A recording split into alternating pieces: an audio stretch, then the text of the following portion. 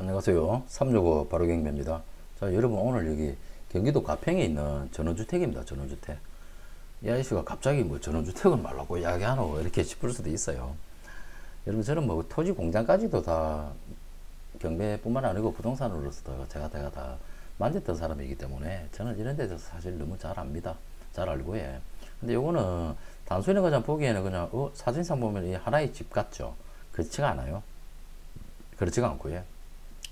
땅이 650평입니다. 그리고 도로 지분에 대한 부분을 가지고 있는 게 599평, 600평, 600평. 그러면 토지가 1250평이지만 사실 도로 지분에 대한 부분은 그냥 평가 절하하고, 예. 평가 절하하고. 지금 이거는 건물 전부, 토지 지분, 그리고 유치권 신고까지 되어 있는 물건입니다. 자, 그런데 이제 건물은 214평이에요. 요 213평, 한 동의 건물의 면적이 214평이 아니에요, 여러분. 총 5개 전원주택 단지를 조성하다가 건설업체가 부도가 난 거예요. 그래서 아예 파산해 버리시고 파산관제인께서 지금 매각 정리하는 겁니다. 그리고 2024년 2월 14일 날 강제기입 기입 등기되면서 평가된 금액이 20억입니다. 20억. 20억인데 유찰 34%까지 떨어졌습니다. 이제 가격적인 메리트는 있게 생겼죠. 이렇게 되었는데, 자, 건물 전부의 토지 지분 유치권입니다. 이거를 보려 그러면 일단 사진부터 볼게요. 여기에서 얼마만큼 제대로 나와 있는지를 봐야 돼요. 여러분 이거 이런 전원주택 부지라든지 공장이라든지 이런 것들은 좀 많이 만져보지 않은 사람들은 사실 좀 취급하기 힘들어요. 자, 보십시오. 여기 도로에 대한 지분에 근데 명확하게 몇 분의 몇인데에 대한 부분은 있지만 그런 거 하나하나 다 따져야 됩니다. 근데 여기에 한 필지, 두 필지, 세 필지, 네 필지, 다섯 필지 총 5개 필지에 대한 건물 지금인데 건물이 지어졌어요. 건물이 지어져 있고 요 5개 필지와 도로 지분에 대한 전체가 지금 경매가 나온 겁니다. 요 전체가 경매가 나온 겁니다. 그래서 이게 20억짜리가 2층짜리 건물로 동일하게 딱 다 지어졌어요. 그래서 분양을 하려고 했겠죠. 근데 요즘 아시다시피 전원주택에 대한 수요가 많이 없지 않습니까? 그래서 분양이 안 된 거예요. 결국은 그러면서 이제 부도가 난 거거든요. 부도가 났고, 자, 집은 나름대로 반듯반듯하게 잘 지었어요. 딱 요런 동일한 모양으로 다 요리 지었습니다. 나름 그래도 뭐 돈 들여가 지은 표시 나지 않아요? 딱 한 필지마다 정상적으로 해가지고 안에 내부 시설 인테리어까지는 어디까지 다 갖춰져 있는지 부분은 안 들어가 봤으니까 알 수는 없어요. 내부 사진은 없어요. 내부 공사까지 완료가 되었는지 아니면 외부만 공사가 마무리가 되었는지 그 부분은 현장을 이제 가서 봐야 알 수 있는 부분입니다. 어떻든 여기 있는 총 5개 필지가 5개의 건물 자체에 있는 게 경매가 지금 나온 겁니다. 이게 이제 20매덕에서 유찰을 거듭하고 최저가 지금 34%까지 떨어진 거죠. 내부 사진도 있었으면 참 좋을 텐데 내부 사진이 없어요. 아쉽게. 문을 다 잠가놨겠죠. 그러니까 지금 여기 있는 이 단지 내에 들어가는 도로에 대한 지분을 가지고 있는 겁니다, 여러분. 자, 그러면은 건축물 대장을 한번 볼까요? 건축물 대장은 나왔죠? 예, 단독주택 1층, 2층. 건축물 대장이 존재했으니까 그 건물에 대한 등기도 이미 다 나와 있는 거고요. 단독주택으로 해가지고 1층 면적이 85니까 24평이네요. 그죠? 25평. 1층 25평, 2층이 10평. 그러니까 총 한 층 1, 2층 건물이 35평의 건물을 그 연면적을 가지고 있는 단독주택입니다. 이렇게 딱 해서 2022년도에 신규 작성. 그래서 분양하려고 그러다가 분양이 안 된 겁니다. 지금 건축물 대장 총 5개 필지. 잘 돼 있죠? 예. 이렇게 해서 확인하는 거고요. 매각권 명세서 들어온 김에 볼게요. 건재당, 최순준이 건재당이고, 임차인에 대한 부분은 하나도 없어요.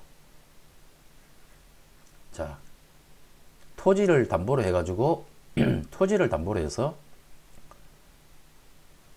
건재당이 일어나면서 건물을 지은 거거든요. 그러면 토지 등기부에 건재당 설정이 되어 있다. 그러면 지상 건축물에 대해서 반드시 법정 지상권 설정 등기가 되어 있습니다.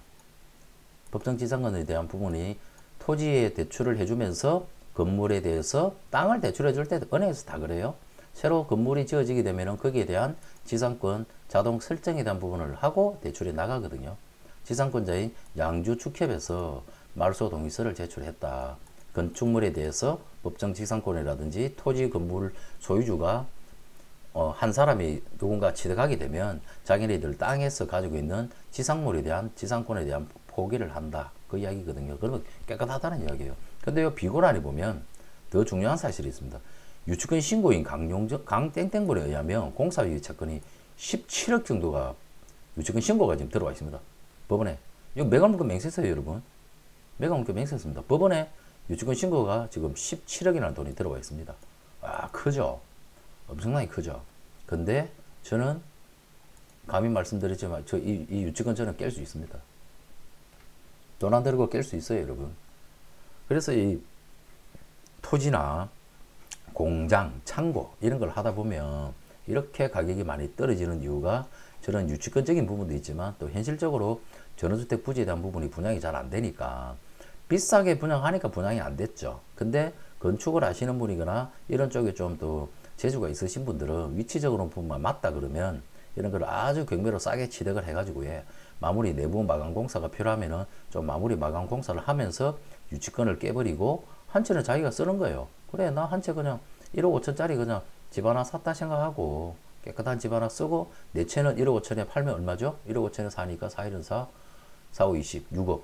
그죠? 6억 분양 수익 챙기는 거예요. 근데 이게 1억 5천이면 팔릴까? 안 팔릴까? 그거는 이제 현장 가서 시세 조사하고 해봐야 되겠죠. 근데 건축물이라는 게 땅이 그냥 도로 지분을 제외하고 땅이 650평이지 않습니까?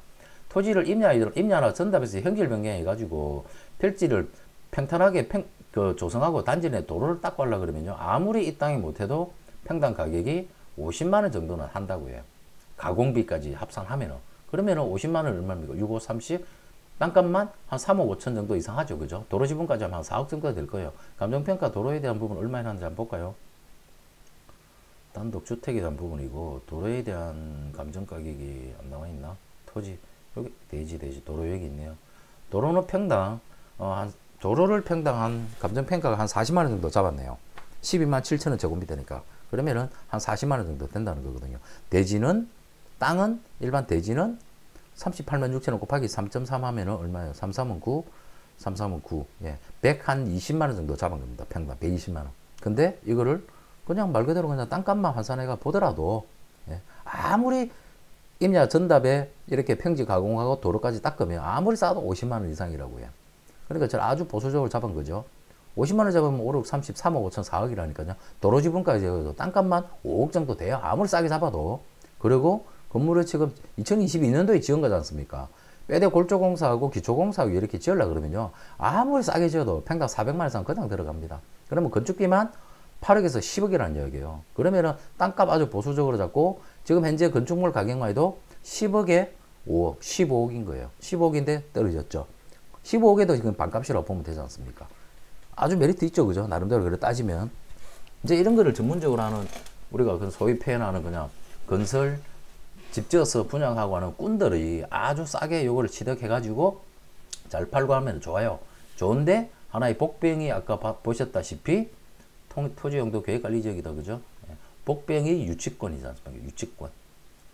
그죠? 유치권이 약 17억이 들어와 있더라, 아닙니까?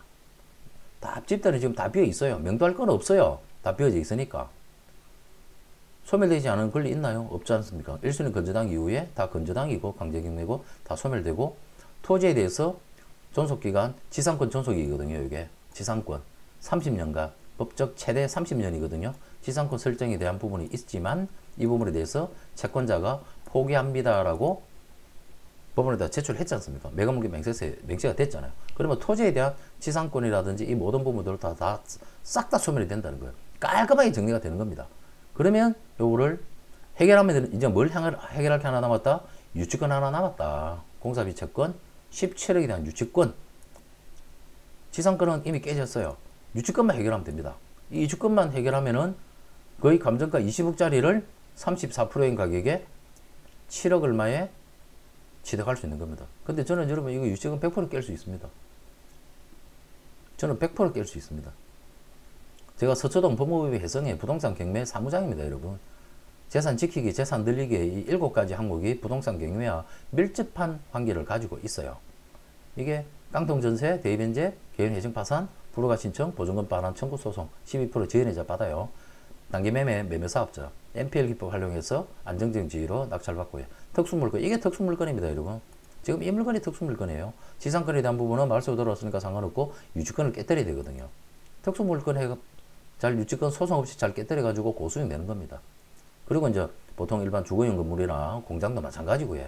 지금 이런 특수물건이 전원주택 이런 뭐 공사하다가 말았고 어느 정도 공사가 잘 완공돼 있는 것 같아요, 그죠? 이런 거 전 과정에 이제 입찰, 명도, 대리까지 다 수임해가지고 진행을 하고요. 별개로 제가 운영하는 이 365 바로경매에서는 여러분 그 멤버십제를 운영합니다. 무료 구독자분께서 이 영상을 내가 그냥 무료로 올려드릴 겁니다. 개별 물건별 특징하고 입지가 분석된 영상을 올려드리고요. 일반 회원분은 이제 물건 그 분석하면서요, 입찰 예상 가격하고 권리 분석까지 제가 영상 다 분석된 영상을 올려드립니다. 여러분 일반 회원 한 달에 5,000원입니다. 여러분 뭐 부동산으로 경매를 해가지고 돈 수천만 원, 수억을 버시고자 하는 분이 모르겠어요. 제 영상이 뭐 괜찮다 그러시면 구독, 좋아요 해놓으셨다가 일반 회원 하시면 권리 분석까지 거의 마무리가 되어 있는 그런 영상을 시청하실 수가 있습니다. 실버 회원은 이제 이렇게 보시다 보면 여러분들 개인적으로 궁금한 게 있다고요. 그런 분들에서 이제 문자나 카톡 보내주시면 제가 거기에 대해서 답변을 드립니다. 그리고 이제 골드 회원은 여러분들 개인적으로 이제 입찰하고자 하는 물건들이 있죠.